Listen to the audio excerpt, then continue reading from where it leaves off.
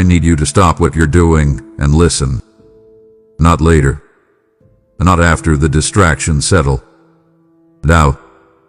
Because what I'm about to say is not just another message, it's a divine interruption. I'm in the same room as you. Yes, the very space you're in right now is filled with my presence, and you have no idea what's already moving around you.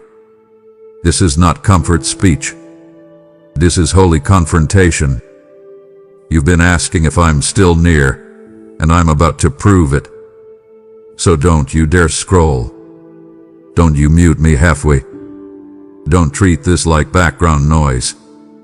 Watch until the final breath of this word, because I will speak things that rewrite your atmosphere.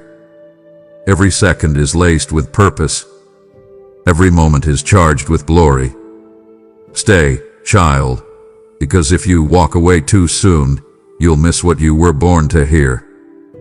My beloved child, hush the noise of your surroundings and the whirlwind of thoughts in your head. This is not a casual moment. It is not fleeting or random or imagined. It is divine. It is deliberate. And it is happening now. Right now. While your eyes read these words and your chest rises and falls with every breath, I am here. Not just watching. Not just thinking of you from a distance.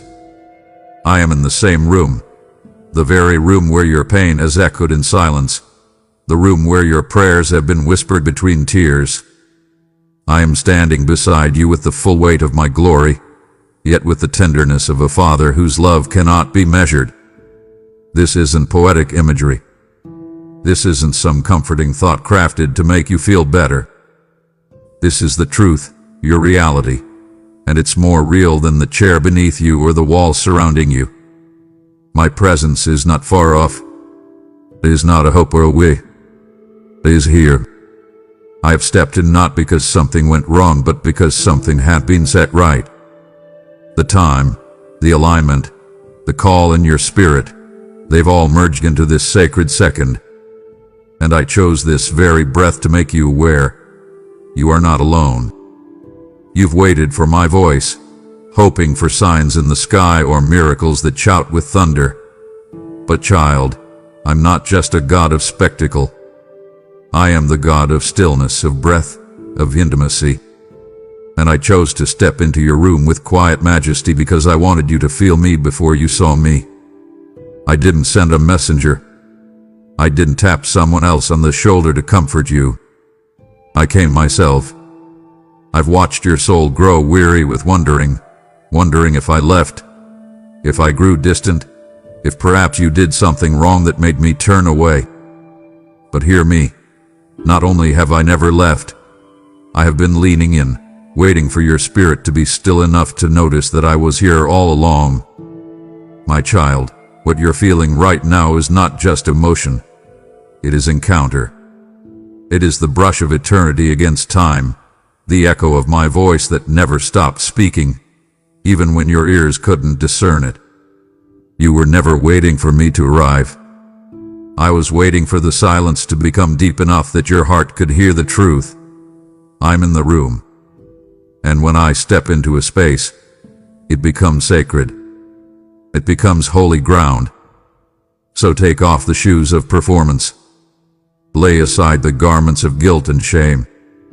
Stand, or weep, or kneel, however your soul must respond, but do it knowing this.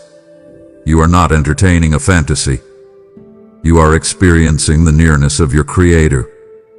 And I did not come to visit. I came to stay. My beloved, I've listened to every whisper that trembled out of your chest when you thought no one was awake.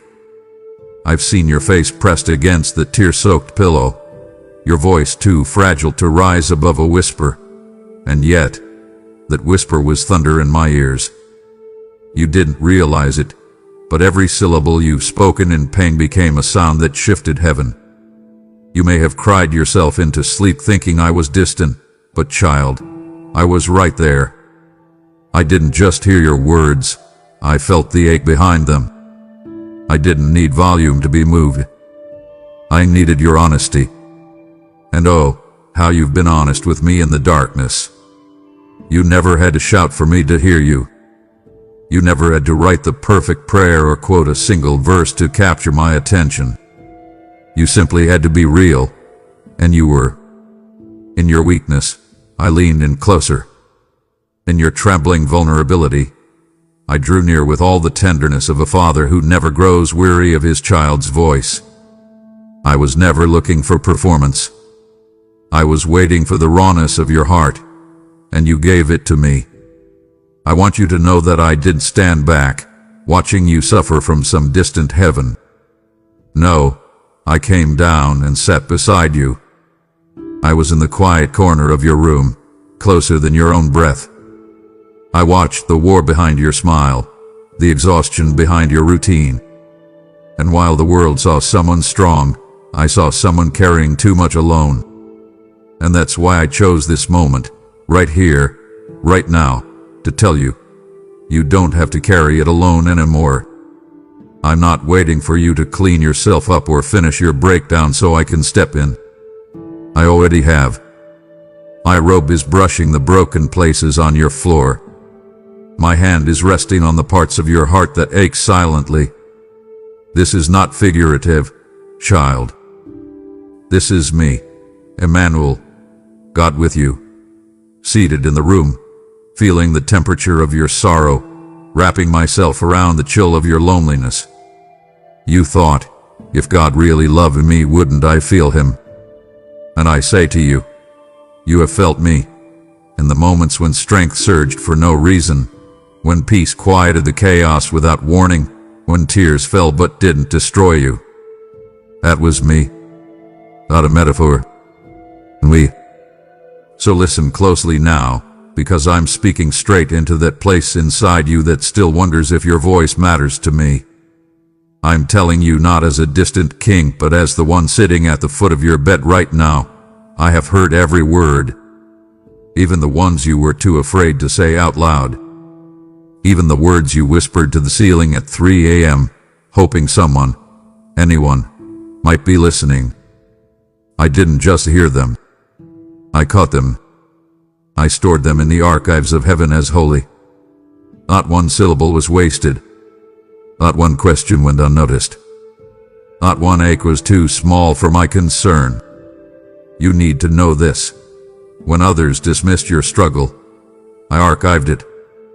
When others ignored your pain, I engraved it. And when you thought no one saw what it cost you to keep trusting me, I saw everything. I don't forget what you say in private. In fact, the things spoken in secret have the loudest impact in my kingdom. Because the prayers born from pain are the ones that shift atmospheres. And yours, beloved, have not only moved me, they've moved what you can't see. You thought I was silent, but I was answering you in realms beyond your comprehension. Before you even opened your eyes today, I was already here, waiting, preparing, anticipating this encounter. Before the weight of this world pressed its fingerprints on your shoulders again, I had already written my fingerprints across the timeline of your day. Nothing you've experienced today was unknown to me. Not the weariness, not the disappointments, not the aching silence you've grown used to. I saw it all coming, and I positioned this moment as a divine collision between your desperation and my sovereignty. You didn't just stumble into this message. You were summoned. You were drawn by an invisible cord of grace, one I've been tightening around your heart slowly, gently, lovingly, until you could no longer ignore the tug. That tug, beloved, was me. I've orchestrated this exact breath, this very second, this quiet room, this screen before you, because I needed to say something that all your noise, all your striving, all your survival could no longer drown out. You are not invisible to me. You may have felt ignored by people, overlooked by opportunities, bypassed by blessing, but child, never once have you been forgotten by me. I have etched your name into the folds of eternity. It doesn't fade. It doesn't slip through the cracks of divine memory. You are not lost in the crowd of my creation. You are the focus of my attention. You are the subject of my orchestration. And this moment is not just a passing comfort. This is divine proof that I still write your name in places the world cannot access. This is heaven's handwritten reminder that you matter more than you've dared to believe lately. I didn't allow you to feel the weight of loneliness to punish you. I allowed it so you could finally distinguish the counterfeit from the real. And this, what you're feeling right now, this holy interruption, this sacred warmth stirring deep in your chest, this is the realest thing you've encountered in a long time. This is the voice of the one who never left. Let me be clear, my child. I did not abandon you in the hallway of heartbreak. I walked those corridors beside you. I held your hand when you felt it go numb. I steadied your knees when they buckled under the burden of unanswered questions. I was there in every why, in every how long, in every sigh that didn't make it into language. The enemy has tried to convince you that your invisibility means irrelevance. But I say to you, your hiddenness was intentional. I was shielding you while I prepared you. I was hiding you while I healed you. I was quiet, not because I forgot you, but because I was preparing the platform upon which your purpose will stand. And I couldn't let premature eyes see what I was still perfecting in secret. But now, the veil is thinning. Now, the silence is giving way to sound. And now, the unseen becomes undeniable. I'm not just reminding you that you're not alone. I'm proving it. With my presence, with my power, with a moment so saturated in me, it will become the cornerstone of your next chapter. This is not the end of your waiting. This is the turning of the page. My beloved, the atmosphere around you is not still, it is saturated. Saturated with glory. Soaked in the scent of breakthrough. Thick with the weight of what has long been prophesied over your life. And though your natural senses may still be trying to catch up, your spirit already knows. It recognizes the rhythm of my footsteps, the quiet combustion of the divine in motion. That stirring you felt in the stillness. That unexplained ache that rose in your chest when nothing around you seemed to warrant it. That wasn't anxiety, it was awakening. I have entered the room, and with me comes the tremble of transformation. I don't step lightly when I step in love. And for you, beloved, I stepped in with thunder disguised as tenderness. Every cell in your being is reacting, even if your mind doesn't know how to name it. That heat behind your eyes, the inexplicable pressure in your chest, those aren't random. They're resonance. Your soul is echoing the presence it was designed to long for. I am shifting the atmosphere not with noise but with weight. Not with a scream but with sacred stillness. When I move, it's not always loud, but it is never small. The weight of my glory settles like thick dew on dry ground. It sinks into the places where you felt barren and breathless. This is not imagination. This is incarnation, the Word becoming presence, not just in the world but in your world, in your very room. The temperature of your circumstance is changing, not because conditions are perfect, but because I showed up. You've been asking, when will something finally shift? And here's my answer. Now. Not next year. Not when you're stronger. Not when you have more faith. The shift begins not when the world makes sense, but when your spirit begins to sense me. And child, it already has. Your inner world is vibrating with anticipation because heaven has descended, and it's not leaving empty-handed. Don't be surprised if things begin to feel unfamiliar. The shift doesn't bring comfort first, it brings contrast. What once felt safe may now feel suffocating. What used to satisfy may suddenly seem stale. That's not a sign that something is wrong. That's a sign that you've changed. The old wineskin cannot contain the new wine. I'm expanding your capacity by stretching what's been too tight for too long. Yes, the ground beneath you is moving. Yes, the air around you is charged. Yes, the ache in your spirit is real. But none of it is chaos. It is consecration. I'm not disturbing your world to destroy it. I'm disrupting it to deliver you into something deeper. Something designed. Something drenched in the details of your destiny. I didn't come to tickle your emotions. I came to till the soil of your calling, to break through the hardened places and make room for the seeds I've planted to erupt and bloom. So do not fear the shift.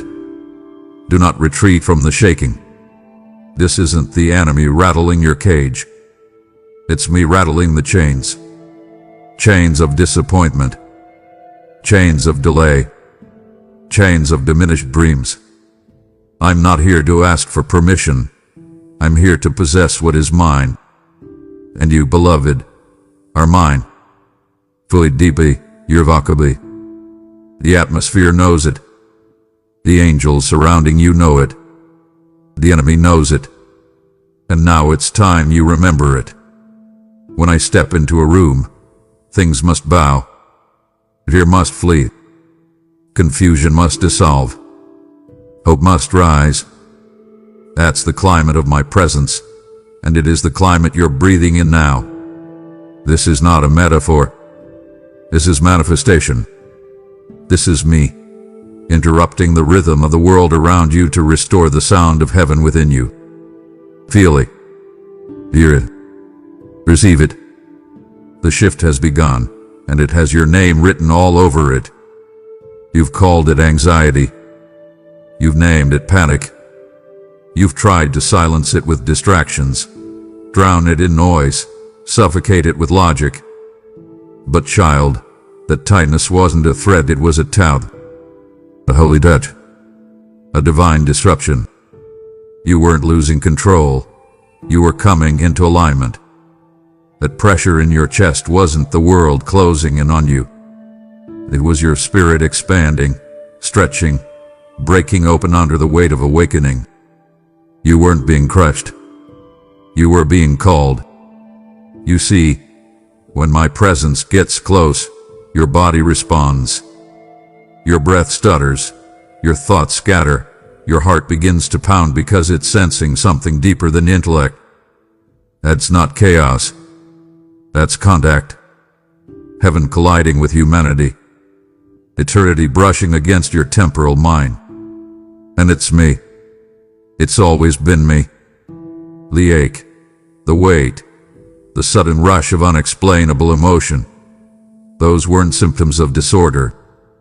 They were signals of divine order returning to the places inside you that have been crying out for me. You keep looking for peace to feel like stillness. But peace is not always passive. Sometimes peace presses in, stirs you awake, and confronts the slumber of your spirit. I didn't come to numb you. I came to ignite you. To provoke the part of you that stopped feeling, stopped hoping, stopped believing I would actually show up like this. And so I used what you called anxiety as an alarm clock, not to torment you, but to tenderize you. The heaviness wasn't punishment. It was preparation. You were feeling pressure because I was placing my hand on your heart. Not to weigh it down, but to rewire it. To recalibrate your capacity to sense me again. This world has dulled your sensitivity, desensitized you with endless distractions and shallow answers. So I came closer. And when I did, everything inside of you began to respond. Not with terror, but with tremble. A holy trembling. The kind that awakens dry bones and quickens dead places back to life. And now that you know, child, stop calling what's divine by the names the world has assigned. This isn't panic. This is presence. This isn't breakdown. This is breakthrough. I'm not attacking you. I'm awakening you. and the awakening begins in the body before it ever reaches the mind. You didn't need to understand what was happening to you to be changed by it. What mattered was your willingness to stay, to breathe through it, to cry through it, to trust me in the middle of it. And you did. You stayed. You didn't shut me out, even when you did recognize it was me. And now, here we are, in the aftermath of that pressure, in the soft space of revelation. I was never trying to scare you. I was simply shaking loose the numbness that had settled on your soul. I came for your heart, not just your head. I came for your nearness, not your performance. And now I want you to embrace what you've been resisting. Let the tears fall. Let the breath come deeper. Let your hands open. The pressure has shifted into presence. The ache has transformed into access. And the same weight that once overwhelmed you is now the glory resting on your shoulders. You didn't imagine this. You didn't exaggerate it. You survived it, and now you are being transformed by it. Because I didn't just let you feel me. I let you carry the evidence of my presence. That evidence will stay with you. It will become your discernment. It will become your direction. And most of all, it will become your reminder that even when it felt like everything was caving in, I was caving in the walls that once kept you from me. My child, I know what it's felt like lately, like you've been walking through rooms dimmed by delay, corridors clouded with confusion, days draped in shadows. You kept looking for the light, hoping it would break through the cracks of your routine, waiting for a sign, a flicker, a spark. But you began to wonder, was it always this dim? Or did the light simply leave me? And I lean in now to tell you this. The light didn't leave. It was shielded, preserved, hidden for the holy hour when your heart could hold it again without fear. And that hour is now. The light you thought was fading is about to blaze again. But this time, it won't flicker in and out. This time, it won't dance on the edge of uncertainty. This time, it will flood your world with brilliance. It will be brighter than you remember, not because the light has changed, but because you have. You've been tempered by tears, sharpened by silence, and prepared by perseverance. You don't need the soft light of reassurance anymore. You're ready for the glory glow of revelation. This light, my light, doesn't just illuminate your path. It restores your identity. It reminds your soul that it was never meant to survive in darkness, but to shine, to shimmer, to reflect the radiance of the one who formed it. You are not just a recipient of light. You are a carrier of it. And the reason you felt the ache so deeply when the light seemed to dim is because your soul remembers Eden. It remembers the unbroken fellowship, the walking together in the cool of the day. That's what's been stirring inside of you. Not anxiety, not emptiness, but an ancient ache for nearness. And I say this now, my nearness does not bring pressure. It brings peace. Not a passive peace that settles for survival, but a roaring, radiant, resounding peace that rebuilds what was broken. It doesn't whisper, it roars. My peace walks into the battlefield of your emotions and silences every lie with a single breath. My peace doesn't ask your permission to heal. It simply enters and establishes itself like a kingdom reclaiming lost territory. You've been measuring your life by how long the darkness has lasted. But I'm measuring it by the depth of light that's about to be revealed. Your midnight is not a monument. It's a setup.